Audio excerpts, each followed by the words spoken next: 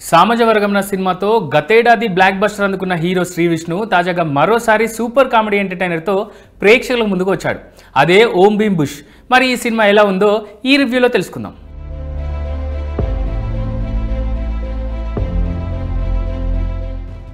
ఇక స్టోరీలోకి వెళ్తే క్రిష్ అలియాస్ శ్రీ విష్ణు, వినయ్ గుమ్మడి అలియాస్ ప్రియదర్శి, మాధవి రేలంగి అలియాస్ రాహుల్ రామకృష్ణ ముగ్గురు మంచి స్నేహితులు.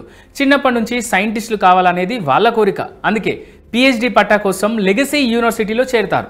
అక్కడ వాళ్ళు చదువు తప్ప మిగిలిన పనులన్నీ చేస్తారు. చివరికి వాళ్ళను కాలేజ్ నుంచి గెంటేయాలని ఫిక్స్ అయిన తర్వాత college principal Ranjith Vilukonda alias Srikanth Iyengar స్వయంగా తానే డాక్టరేట్ ఇచ్చి బయటికి పంపిస్తాడు. అక్కడి నుంచి బయటికి వెళ్లే క్రమంలో భైరవపురం అనే గ్రామానికి వెళ్తారు ఈ ముగ్గురు. ఆ ఊరిలో కొందరు మాంత్రికులు ఊరు జనాన్ని మోసం చేసి డబ్బులు గుంజడాన్ని వీళ్ళు గమనిస్తారు. తాము కూడా టెక్నాలజీ ఉపయోగించుకొని డబ్బులు సంపాదించవచ్చు అని భైరవపురం చేరుతారు. అయితే అక్కడ అనుకోకుండా వాళ్లకు ఓ దయ్యం తరసపడుతుంది. ఆ తర్వాత ఏం జరిగింది అనేదే అసలు కథ.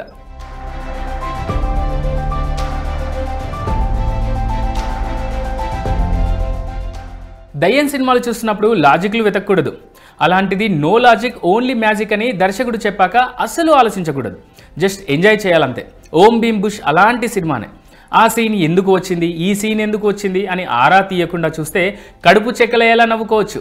అక్కడక్కడ ఏ సర్టిఫికేట్ జోకులు పడినా ఎబ్బెట్టుగానైతే అనిపించవు. ఫస్ట్ హాఫ్ కొన్ని సీక్వెన్స్లు బాగా పేలాయి. ఇక సెకండ్ హాఫ్ మొదటి 45 నిమిషాలు హిలేరస్. ప్రియదర్శి దయ్యం సీన్స్ అయితే కడుపు చెక్కలే. రాహుల్ రామకృష్ణ దయ్యం సీన్స్ కూడా నవ్విస్తాయి. క్లైమాక్స్ మెయిన్ ట్విస్ట్ రివీల్ అయ్యే వరకు కూడా నాన్ స్టాప్ కామెడీ ఉంది. కానీ చివర్లో మాత్రం ఎమోషనల్ ముగింపిచ్చాడు డైరెక్టర్. ఆ ఒక్క దగ్గరే సినిమా కాస్త స్లో అవుతుంది. కానీ అప్పటికే పైసా వసూలు కామెడీ ఉంటుంది కాబట్టి నో ప్రాబ్లం. ఇక్కడ ఇంకో పాయింట్ ఏంటంటే చివర్లో వీళ్ళు చెప్పిన కథ ఎప్పుడూ రొటీన్ దయ్యం కథలు చూసిన వాళ్లకు రిఫ్రెషింగ్గా అనిపిస్తుంది.